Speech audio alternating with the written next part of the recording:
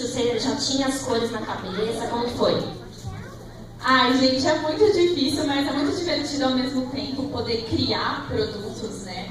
É difícil porque tem muita variedade, tem muitas possibilidades. Então eu acho que foi importante a gente seguir, né, um caminho. Então, se vocês repararem, os batons e os esmaltes têm tonalidades parecidas, tudo nessa linha que eu mais gosto, assim, de batom e de esmalte, que é mais vermelho, pink, roxo.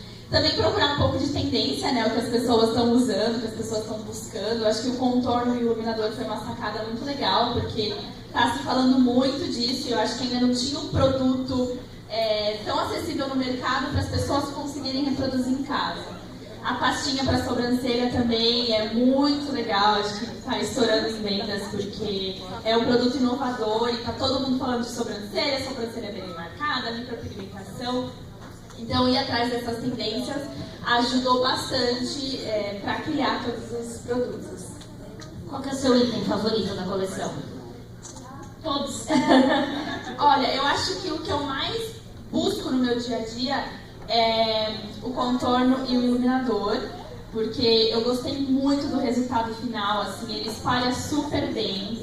Você pode espalhar com o dedo, fica super natural, dá pra usar de dia, dá pra marcar um pouquinho mais pra noite, então é muito prático.